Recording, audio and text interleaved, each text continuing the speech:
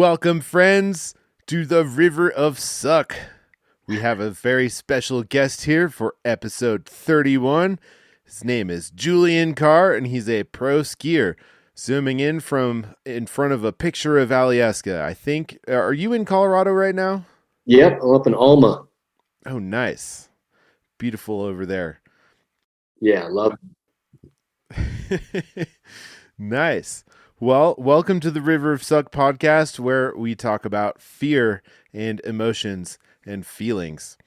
It seems to come up a lot in life, but especially in music, especially in skiing, and for any purveyors of haunted houses out there. So we have you here because you huck giant cliffs and you somehow wrap your mind around getting yourself over that literal edge. A lot of people talk about, figurative edges they're trying to get past in their life, and you're going over the real ones. So yeah, appreciate you being here.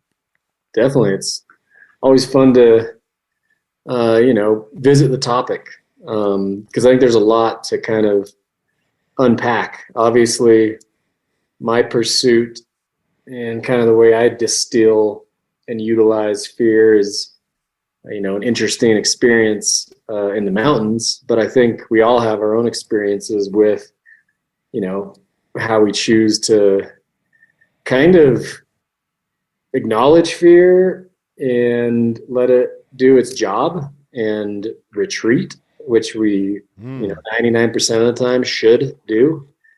I think it's just interesting when we all do decide to push through it, whether that's a good idea or a bad idea. Like injuries might have happened, very, like substantial ones because you didn't listen to that, or you had breakthroughs and you found a way to utilize it. You might have experiences of both. I certainly have. Wow. Love that. Well, I'm excited to dive deeper, but first I want to know a little bit more about you and share that with our listeners. Here's the question. The first question I ask everybody is, what makes you feel like your youest you, the youest you that you can be? Being outside, mountain, and moving. I think moving in the mountains, that makes me feel very much like I have purpose in life, and I have purpose in breathing and found a place in the world. Right on. What does being a pro skier mean to you? Do you get paid to go skiing, which is something that a lot of people, they spend all their vacation time trying to do. How did you get here? What are you doing? Oh man, I hear you. Ever since I was a little kid, I did a lot of team sports. Loved like Joe Montana, John Elway, John Stockton, and Michael Jordan, and loved skateboarding back in like the Plan B, Mike Carroll, H Street Hocus Pocus days. And I think the individual like representation of skateboarding and how the individuals were sponsored, how they had video parts, how they existed in the magazines, how they kind of drove that industry. I feel like I started skiing in 8th grade and immediately saw that skiing, at least back then, really lacked that kind of individual driving the industry. It was very race oriented, and I really fell in love with skiing. And right away, I started looking at magazines and movies and realizing that there was a lot of space for more individuals to be highlighted. And I definitely wanted to be one of the very few ones that were kind of in that arena. And so I kind of just slowly, grinded. I was up skiing every single day. And, by the time I got into college, I was going to school full time, trying to figure out how to crack that code of being a professional skier, and working at a sports bar full time. So I kind of had like 3 very full-time things going on. And what I realized is that, having a nice skill set at a sport, especially a niche extreme sport, is great. But if you want to be a professional at it, that's just it. You have to learn what those professional channels are and what it means to be a professional in an industry. So I slowly started kind of learning what that meant to be a professional. and I found that I liked it and I gravitated towards it. And I will say that obviously, at the end of the day, you're skiing a lot, but there's a lot of work that goes on behind the scenes as far as, being that professional. So I think that's where I found some success. And then, I really gravitated towards, I've always loved big air. I've been in gymnastics my whole life. I love trampolines. I love foam pits. So once I felt powder growing up in Utah, my association of a foam pit and powder wasn't much different. So I immediately just saw the mountains as a big foam pit arena. And if you could, pick and choose correctly, you can go pretty big. And so I just kind of had this comfort zone I started No with, doubt. small, and started growing it. And so I think my professionalism and my interest in a category that not a lot of people were interested in, which is big air, or actually I should scratch that. Everyone that puts on a pair of skis, they want to do two things. They want to go fast and they want to catch air. But both of those are inherently scary. So for me to slowly expand that comfort zone, with that topic of fear, it's been a very, very intense journey and rewarding and fulfilling journey with fear. And I've been able to grow that comfort zone, kind of that just what I'm comfortable with. I went from a 5-foot jump, a 5-foot cliff to, now being comfortable with a 200-foot cliff is an interesting path. I'm sure, obviously it's kind of crazy to me that I'm that guy, but I also take the professional side seriously. And it's just been an interesting journey of how to become a professional skier. And I can just leave it at that. It takes a lot of the professional side too, that you might not see too often. Right. The hard work that everyone puts in that nobody really sees behind the scenes. They just see the big moment and the results of all the hard work, but really it's years, decades of preparation and showing up. So that seems to me like a good segue into the river of suck analogy. So I hope that it makes sense to you, and I'm curious if you think this coincides with how you think about this. The river of suck is an imaginary river that flows through our minds, and we're standing on one edge, on our comfort shore. Behind us is our comfort cave, all the stuff that we already know how to do, all the stuff that's easy, we don't worry about, we can do it without thinking. Then across on the other side, the river of suck, we can see little teeny versions of ourselves. They're teeny because they're far away, and they can do the things that we wish we could do now. But the problem is, in between us and that other side is a raging river of suck filled with whitewater rapids, rocks, and thought piranhas. Thought piranhas, of course, those negative thoughts that just invade your brain, try to sabotage your good vibes as you're going towards your crazy goals that you're working towards. All that negative self-talk inside the brain. And so the idea is that you can't jump from point A to point Z without doing battle with yourself and with the learning process and giving yourself time to hit those little slices. You have to suck at something before you can be good at it. So that's the river of suck. Does that make sense with your journey? I love it. It's perfect. I mean, if you aren't willing to,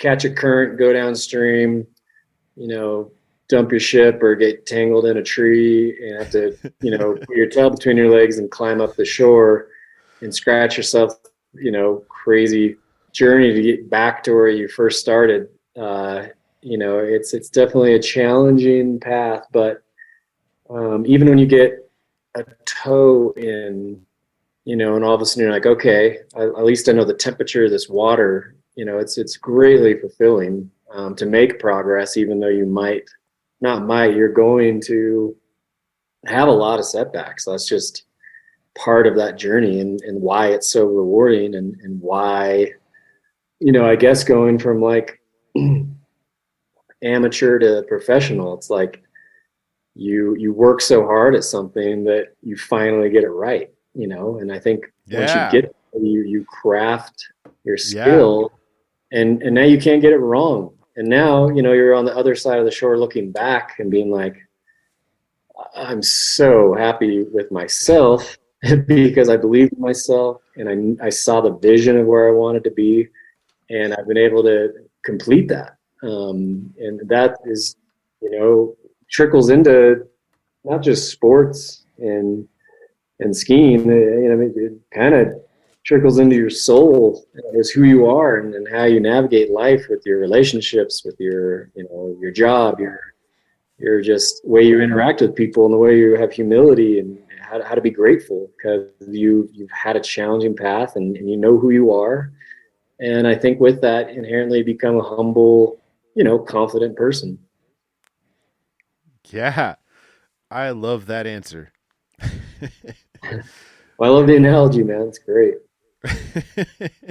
Let's dive straight into this cliff jumping thing because the analogy of getting there and that process and journey from 5 foot to 200 foot cliff is just really interesting. And I want to know how you get there.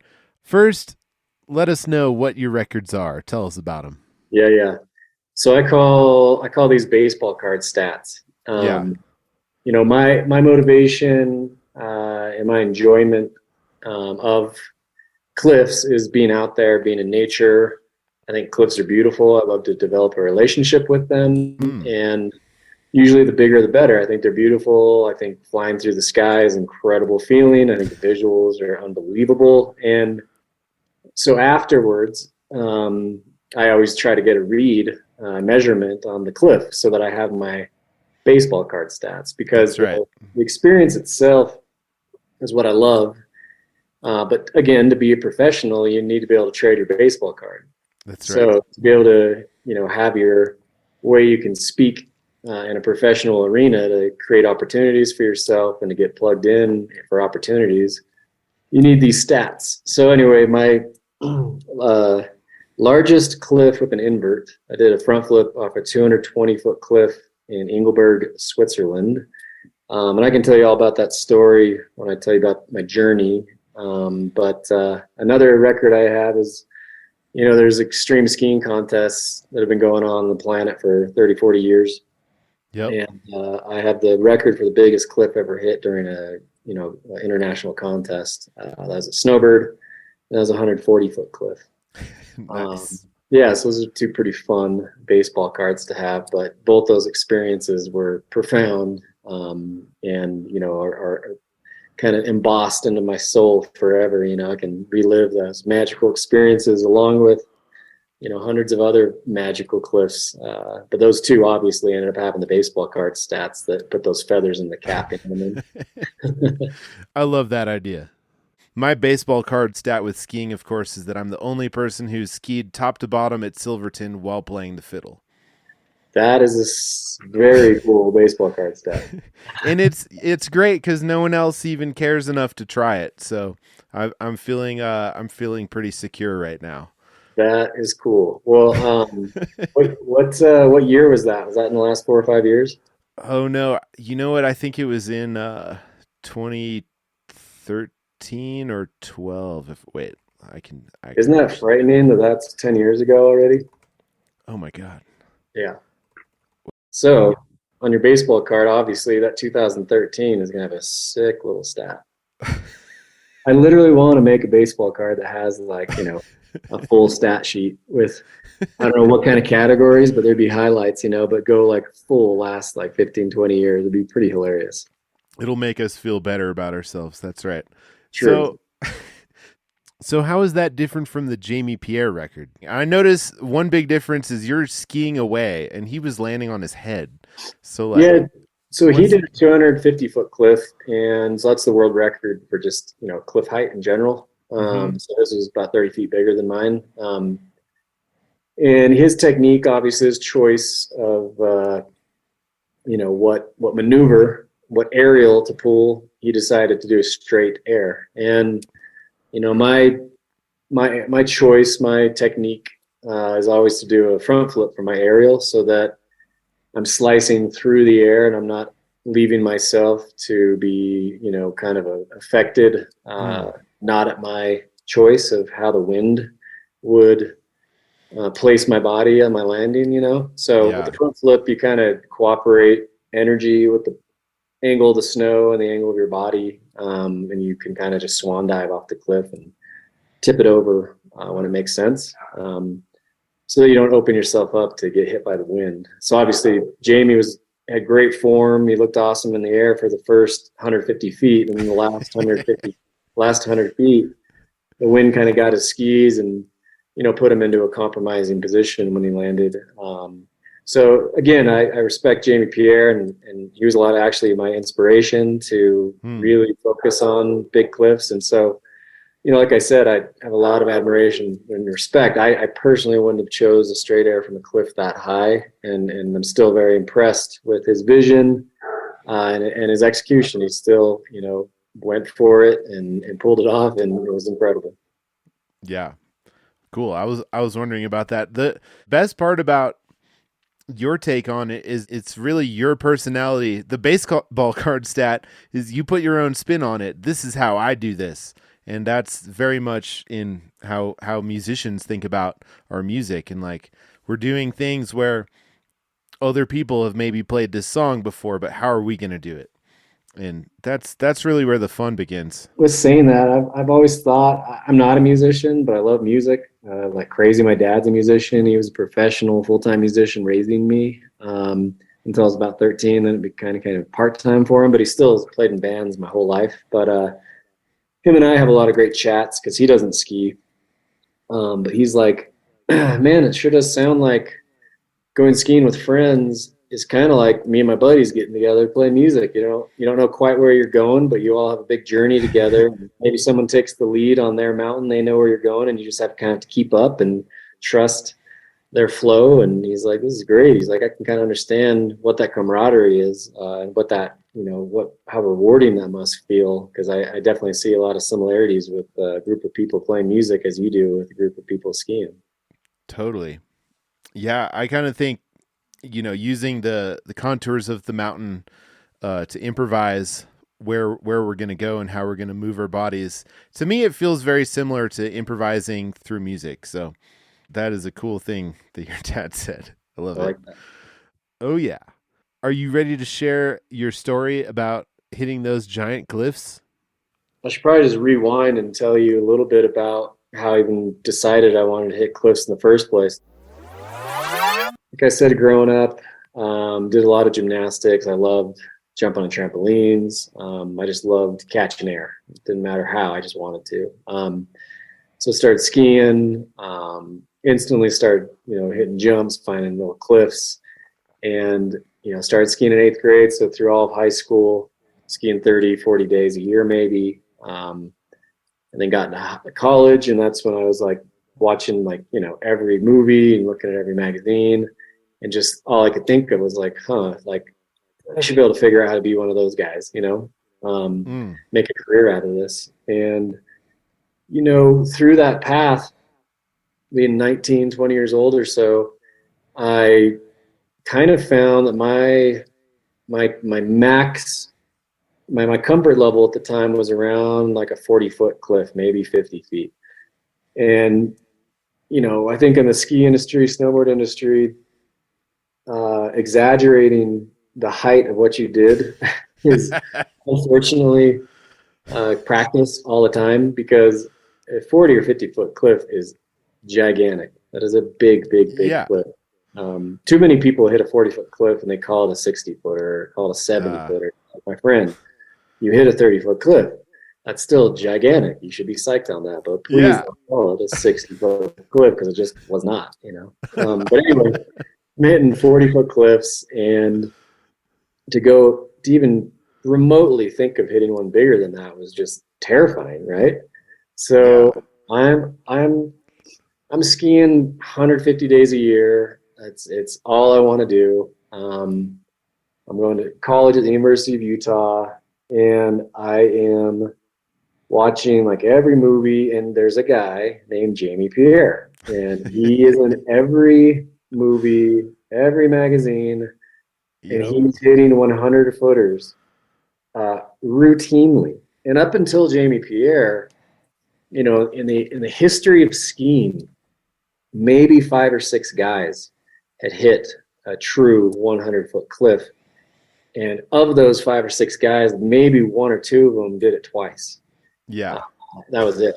And even, one of them died trying it twice. And so, I mean, it's such a crazy thing. And just seeing Jamie Pierre in every magazine, every movie, retune, just, I was like, how did this guy figure this out? How did he crack the code, And all I could think of was like, man, if he could crack the code, like I can crack the code. Obviously, this code can be cracked. It can be. So, that summer, there's this really cool 150-foot cliff that he had the vision and pioneered to hit in Wolverine Cirque in Utah. And I went up on that cliff. I found it in the summertime, and I just sat on the takeoff and like cross-legged and just tried to like chill out and close my eyes and breathe and just feel what it feels like to be up in that environment.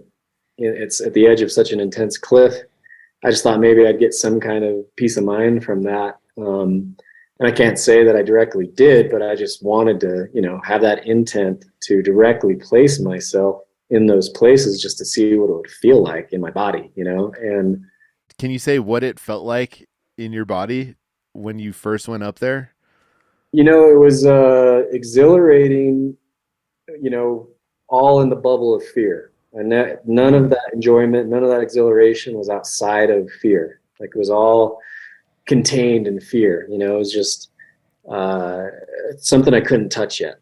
It was right there. I could feel it, but I couldn't touch it. I couldn't get through that fear mist. You know what I'm saying? Yeah. Wow. So it was all scary still, but very exhilarating. And so the whole next winter goes by, and oh wait, I need to even remind a little bit more. So I'm like way into skiing, 50 footers or max. And this one year actually ended up getting some sponsors. It was the very first year I had sponsors. And I went to like preseason training like crazy. And I just felt like I could out ski anybody. And I kind of had the 99% rule. And that was, anything I tried to line up, I was 99% sure I could do it. I'd just go and I'd figure it out real time. If any trip, if anything was trying to trip me up on the way down, I'd usually just figure out on my feet and it would work out. Or I'd have a couple spectacular crashes. And as you know, skiing is like the only sport where you can have a vicious crash and literally be fine and laugh off, So I had a lot of those, I was eating shit a lot, but going for it and pulling off some pretty crazy stuff. And most of the time pulling it off. And I got sponsors, and my first year with them, I'm going to take over the world mentality. And the first day of the year, it snowed over 100 inches over Thanksgiving weekend. So the first day the resorts opened, it was like, late November. And I got up there obviously for first trim. I'm shredding around all day with my buds. People start to take breaks. I don't take a break. Pretty quickly during the day, I hit this line that was kind of like a double cliff, and high speed, highly consequential, lots of sharp rocks everywhere, and just aced it. So I'm feeling like a total boss the whole day. I really am skiing like maybe better than I've ever skied in my whole life. It's like superhero style. It totally was. I felt like one. And it's getting to be the end of the day, and I meet up with these two buddies that are kind of in a different friend group, and they're also really good skiers. And so I'm like, hey, got this line, let's go check it out. So I wanted to kind of impress them and drop into this line that usually I probably wouldn't have even thought of doing this line until mid-season. But like I said, I was feeling so good. I did so much preseason training. I was on top of my game. So by the time they could even like comprehend that I was going to ski this really dicey line day one, I also tipped into it because I was so overeager to, kind of flex on these guys. And I dropped in without really concentrating on what I was about to do. I just took for granted that I would get the job done. And I got off the first rocky cliff thing, not square. I landed all not square. I got over the handlebars. So by the time I went off the second cliff, I had no pop, and I was already kind of front flipping on accident, just falling. And I could see all the rocks coming in, and I was like, oh, I got to stretch out so I don't clip these rocks. And I clipped my ass on the rock, and I crash, I'm cartwheeling down the mountain, end up face down in the snow. And I'm just like grabbing my ass. I'm like, oh, I just bruised my ass so bad. This is not good. I rolled over onto my back, and my leg was draped up across my chest, and my boot was up by my head. So I had a noodle of a leg laying on my body. So obviously I didn't know if I shattered my hip and my leg and everything, so I just grabbed my wet noodle of a leg and like plopped it down in the snow where it should be, and like piled snow underneath this wet noodle of a leg that was detached from my body. And the only thing I could think of was move your toes.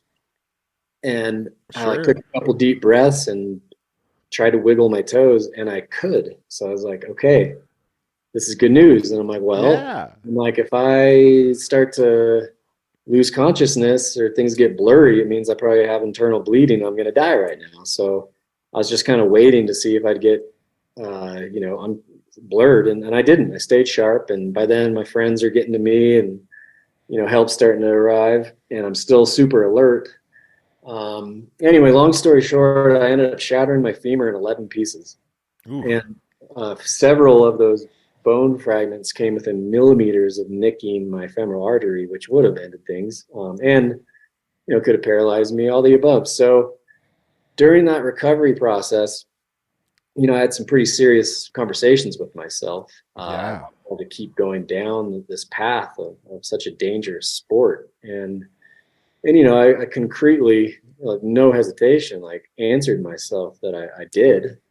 So I made a very, stern agreement with myself, which was, you need to be 100% about what you're doing, or you do not do it. Like, because you just almost killed yourself. And obviously getting that, intimate relationship with consequences really gave me clarity and gave me a much better decision-making abilities, And so fast forward to, a few years later, when I'm still on that journey, and I come back the next year, I start hitting cliffs again, and I have that better decision-making ability. I still love skiing. I'm still way into it. I kicked at physical therapy, so I came back 100%, and that in itself was a very interesting journey of all that physical therapy that really took over my whole life for about 5 months. But I got back, and so anyway, I'm looking at Jamie Pierre. I'm stuck at this 50 foot range, and then I'm hitting 40 footers like crazy. Like, it's no big deal. I can get there. And I'm skiing like a champion. I'm having a great time. I'm a bit more humbled because of what I had experienced, making better decisions, and things are coming to me. I let things come to me. I'm not trying to just reach out for every possible thing at that point. So from all that, I'm watching the movies. I'm like, how does he hit these big cliffs? And finally, I had this kind of aha moment where I was like, okay, when you hit a 40-foot cliff, you're in the air for maybe a second and a half. And for anyone that's jumped from that height in the water and skis, obviously you know what that feels like. You see the water, the ground far away, and you have, that second lasts a long time. You have some serious thoughts go through your head. And I realized that for that 1 second, maybe 1.5 seconds, you got a tight body, you have composure, your body mechanics are well thought out, you're prepared, you visualize, and you execute, no problem. So I was like, man, if I'm in the air for a second and a half and that drops me 40, 50 feet, I'm like, if I can just have composure for like 0.5 seconds more, that'll probably end up putting me in the 80 to 90 foot cliff range, because I'm going to be increasing in speed as I drop. And if I can just maintain composure for another 0.5 seconds, wow, that's the key to unlock this. And that really just resonated with me. And I'm the last summer, I'm still just infatuated with going up and hiking up to cliffs in the summer, checking them all out. And really just the 0.5 seconds of composure really resonated with me. And so the next winter comes around, it's January, it's a big winter. I've been starting to hit the 30, 40 footers. And then we're up for sunrise this one morning up on Cardiff across the street from Alta. And we're doing sunrise powder turn photos. Snow is so deep, snowpack is bomber, and we're cruising down. And I kind of realized that we're kind of coming up to this rise that looks like a drop. So the group is like, well, yeah, this is like the corner of Hellgate area. So we just got to get around. That's all south facing stuff. And I was like, well, let me go look at what this is. So I kind of crept out to the edge-ish of what this looked like, a pretty big cliff. And yeah, sure enough, I get to the point where, you know, it's safe to look and I can kind of see down, and it is just so scary and so big. It's a 90-foot cliff. And it is so scary, and everything in my being is like, you know, evacuate, get out of here. This is dangerous. Yeah. This can harm you. Like, obviously all those bells went off, all the alarms went off of get yourself out of here. This is not a safe place to be. And so obviously everything in me was like, yeah, this is so scary. No way. But then the little like voice in me was like, hey, at least go down there, probe the landing, and just like kind of look at this cliff and see if it just go probe the landing. So I told my group, I'm like, hey, let's ski down and around and probe this thing. And they were all like, absolutely, man, sounds great. Because they knew that I was really interested in big cliffs, and they knew this was a big dog, you know. And so they, you know, it's a powder morning. There's only so much productivity you can have on a morning like that. So they were super cool that they were willing to be patient and let me check this thing out, because really, you know, we could have and should have just kept on shooting POW and stack more photos. But they were like, dude, absolutely. Like, you kidding me? Like, I have to take the time. So that was cool. So anyway, the landing is so deep. It's just, you know, those days where it's like cartoon deep. It's nuts. So yeah, and obviously I'm sitting there probing, and I'm like, then I start to wrap my head around it. I'm like, okay, if I let's just entertain the idea that I hike back up there and I hit this cliff, like, really? Are you gonna, this is safe to land in? So suddenly it became a whole new, the stakes were higher, because usually when you're jumping a 30, 40-foot cliff and you're in more familiar territory, because most cliffs I hit up to that time were inbounds cliffs that had a long history of people hitting them. Sure. With no history of boulders or tree stumps in the landing and stuff like that. So suddenly to go assess a landing in the backcountry just had much larger implications, and it really introduced me to like this whole new level of, you know, assessing something with my life depending on it. So for me to actually probe that landing with the like, okay, this decision you're making right now on how quality the snow is and how deep it is and how steep it is and how, you know, can facilitate, you know, flying through the air for 90 feet and then landing it safely, it became, you know, really intense to come up with that decision. And it was interesting because when I did come up with that decision, it actually like genuinely gave me like this really interesting sense of confidence.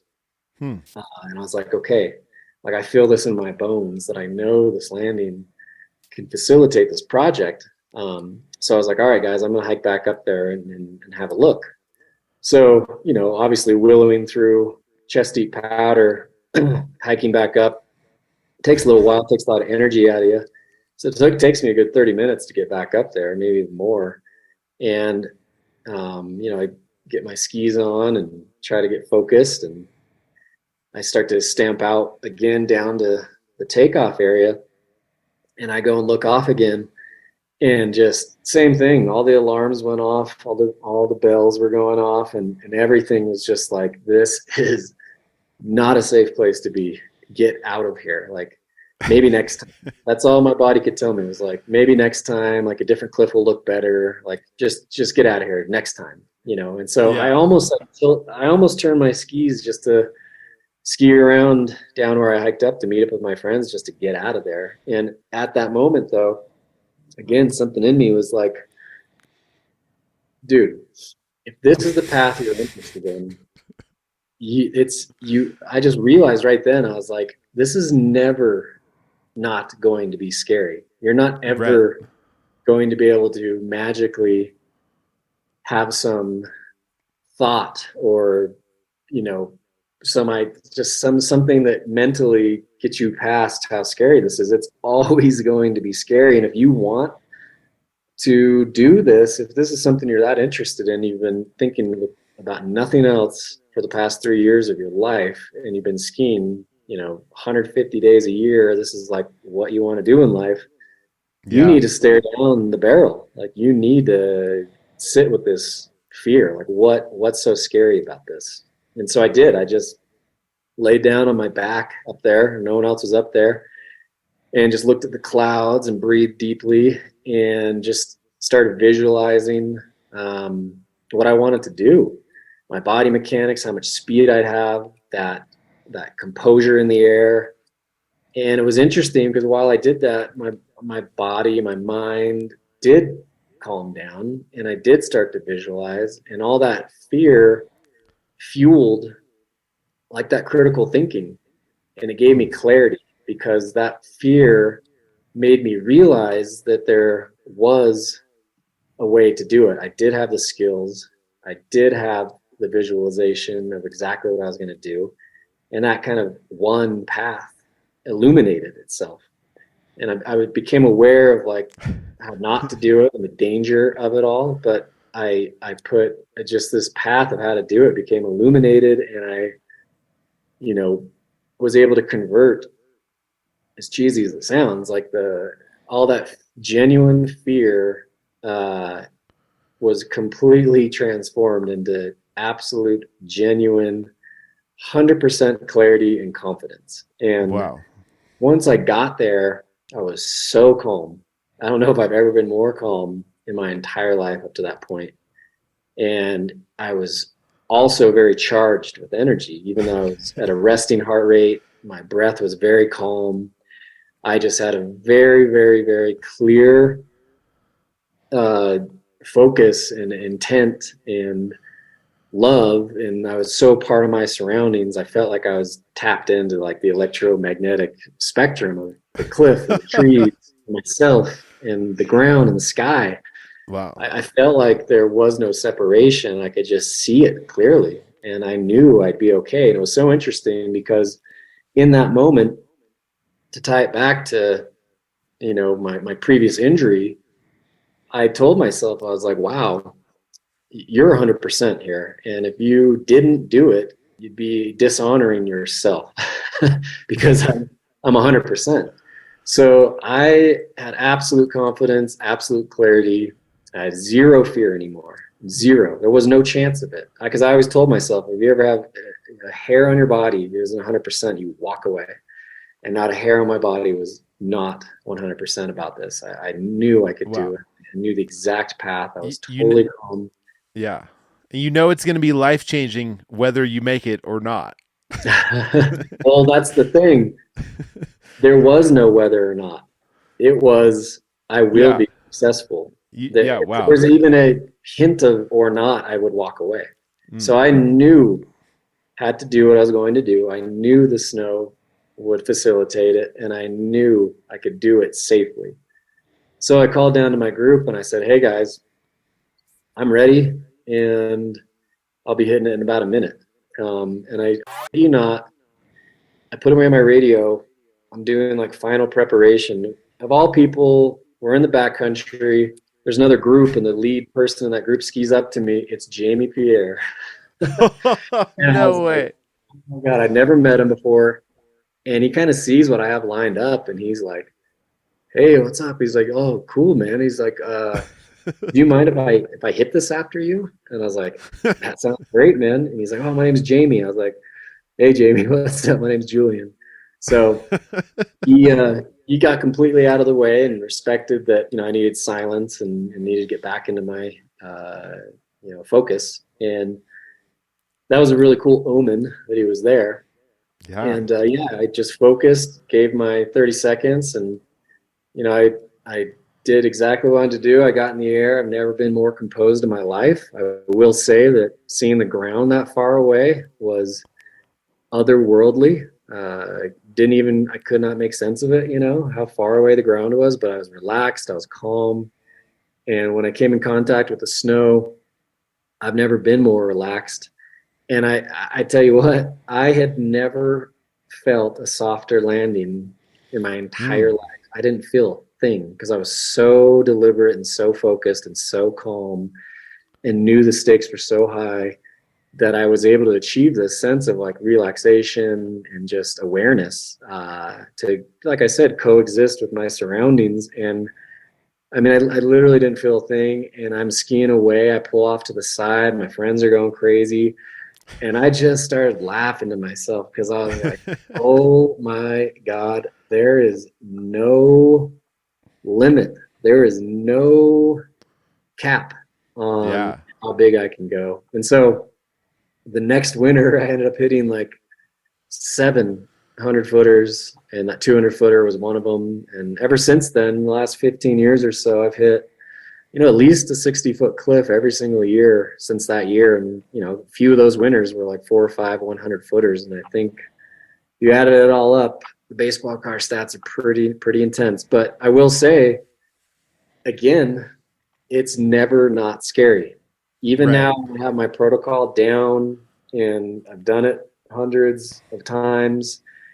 Never ever is it not scary. And it takes everything you got to focus and to unpack the project, and to see if that path becomes illuminated, because sometimes obstacles illuminate and you walk away because there's something that's wrong with it, or there's something in your being that day that isn't feeling. I've had to walk away from cliffs way out in the backcountry with filmers all set up and go out there and probe. Everything's great. I get up there and just everything should work, but something doesn't feel good, so I bail. And so I mean, I've been there too. So it's been a crazy journey, but obviously that topic of fear, man, it's like nuts because it's scary every time. You just have to learn how to sit with it. And I think that's where my skill comes from, is that I've allowed myself to really just face that fear head on and let it be processed.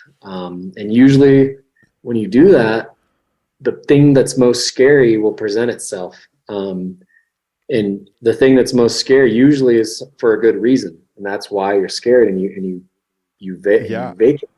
bail. But other times something's scary because it's scary, but you might have the skill set to overcome something that's scary. And I think that's the unique thing of what I've been able to achieve, is how to sit with that fear and be like, okay, I acknowledge that what I'm about to do is super scary, but it doesn't mean I can't do it and get calm. You're in conversation with fear itself, really. Absolutely. You're talking to it like it's an entity. Absolutely, it is. And that's what's so interesting, because people are like, oh, you're fearless. And it's like, dude, it couldn't be further from the truth. Like, that's so false. Like, it's the exact opposite. Like, I have the craziest relationship and interact with fear, potent fear, regularly. You know what I mean? So it is the furthest thing from being fearless, So I have a question from my wife, Dr. Joy Adams. She's in a band called Big Richard. She's a skier too. And she wants to know, what are you finding in the air that you can't find anywhere else? And is it worth what it costs? I think that calm mind, that sense of being present, is very rewarding. And I think the most acute, the most concentrated moment of that awareness of, being present, is obviously when you first pop out into the air and you see the ground and possibly far away. Time completely stands still. it supersedes any other experience that you can have as human, at least that I've had as a human being. I completely escape the confines of time and the Whoa. ordinary parameters of like the human experience. Because I'll have these rich thoughts and feelings processed through my mind and my body in these nanoseconds. Hmm. And I know that, that it should be impossible to have such a rich experience in a nanosecond. Um, it's greatly rewarding, and it's part of a bigger process. And it's part of a life path I've been on. So, it's all greatly rewarding and certainly worth the, I guess risk mitigation. I just call it, it's like, for me, it's never been like I'm going to go out and conquer the mountains. I'm going to slam a Mountain Dew and just send it, bro. It's like a very, very love filled, form of artistry. Hmm. It's very gratifying, very rewarding, very, very fulfilling. And obviously when I see pictures of it and I'm not in that zone anymore, I just have to laugh because I'm like, that is so crazy. Like, how am I that guy? Like, it's so bizarre that that is my path and that's kind of my thing and something I love to do. And it's very strange for sure. But I love the path. I love that I've had to overcome obstacles, and I love being out in the mountains with other like-minded people. And at the end Yeah, of the day, you only have 1 or 2 days of winter that you get the luck that the sure. conditions all tie together. Because that's what's so weird about like cliff jumping into water or off a bridge into water is that you can go do that Every anytime. day. Yeah. Bridges and waters and all that anytime, any day. But when you're out in the mountains for 150 days a year, those opportunities only present themselves very, very rarely. And I'm just glad that I've decided, like you said, I was on that other end of that riverbank, and I sure as didn't want to You dip my s- toe and get carried out into you the see current. it. Yeah, Yeah. and I did. I went out there and I battled, and I made it. And it feels great to get to the other side, because it was a very intense journey. And like I said, every time I go line up a big cliff, it's never not an intense journey. It takes everything I got, mentally and physically, to get to that level of awareness that I feel that 100% confidence. Is there any technique you can share that gets you into that mental state, or is it really just the fact that you're so prepared and have thought it through so it, much? it really starts with first seeing a cliff. Um, I start immediately developing that relationship with it. Whether it's a mile away on a ridge and it looks interesting, or it's one that I've had my eye on for years and like the forecast looks awesome in that area. So we decided to fly out there with the idea of going to check it out. And, obviously we're going to ski a lot besides that, and it might not work out. 99% of the cliffs I've been interested don't work out. Hmm. So I just love skiing, luckily. So obviously I'm just going to shred and have a great time with whoever I'm with. And the whole process is just from seeing it and then looking at it, and suddenly it looks like, okay, like this might work. And then you start to look at the landing, you look at the snow, you look at the sheerness, and just through that whole process you become present. It's like a rare it's a just a it's an act that gets you into that mindset.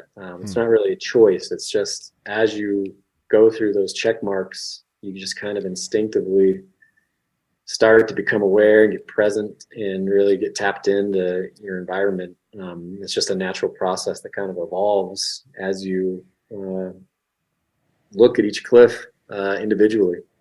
Cool. So, since Jamie Pierre came up so much in these stories, I just have to share the lesson that I learned from him also when he skied up to it. We skied up to him in the snowbird backcountry, and I knew his voice immediately from all the TGR movies. We were like, dude, like we don't really know where we're going. Could you just tell us if what's below us is good or if we should keep going? And he was just like, well, you can follow us. There's going to be a bunch of cliffs and pillow lines. It's going to be sick. But quite frankly, you're standing on top of the best powder run of your life. So you could keep traversing or just ski the pow that you're standing on top of. And it taught me, really, you can always keep going, but sometimes realizing that where you're at is somewhere good, and you could just enjoy that. That has really stuck with me every time I'm out. And I'm like, where should we go? Should we keep going? Wait, I really like that. It's really good here. This is really good right now, like right below us. I think that's a good metaphor for life too, because I think we're always trying to overachieve or just be busy for the sake of being busy. And it's like, man, just slow down and enjoy the moment. No matter what that might be, a powder run or relaxing on your deck, drinking a coffee in the morning. Like, there's no reason you need to be busy all the time. There's no reason why you need to overachieve or reach for more than you can. Actually, one of my favorite things that I've always, when kids ask me for advice, I always say, I know that you have the vision to do things that exceed your abilities. Like, that's a dangerous parameter. And I'm like, I know, because that's where we all exist when you want to progress and you have to flip at that edge. But I'm like, don't take giant leaps of doing things that you have the vision that you know are way beyond your abilities because you think there might be a miracle. And it might. I'm like, you might pull it off by the skin of your teeth, and then that's great. I'm like, but you're most likely going to encounter a very serious injury if you go by that code of conduct, you know? So I think that quote kind of falls into place with, what's beneath you right now? What's your, what else can you do besides just trying to look for more all the time, Yeah. Well, Julian, I really appreciate you sharing your time with us, and I want to give you an opportunity to tell people where they can find more about you, where they can support you. Can they buy things, protect our winters, anything? Check out, obviously, my ski stuff and all that on Instagram, probably for all of it, but just my name, Julian Carr. And then I got a pretty cool mountain running race series that I founded, and I race direct in the summer, so check that out. It's at Cirque Series. And I started restoring classic Broncos, so check that out. It's at Blake.Broncos. And started a retro floor mat company in the truck industry, and that's at Doja Mats. Nice. The side hustle is real. Yeah. No one ever said crossing the river of suck was easy or that you had to do it alone. So I want to thank you for tuning in and giving it a chance. You can join the River of Suck swim team at riverofsuckswimteam.com for just $1 a month. And we really appreciate you being here, Julian Carr. Till next time, keep swimming. swimming. Yeah, man. Oh, yeah.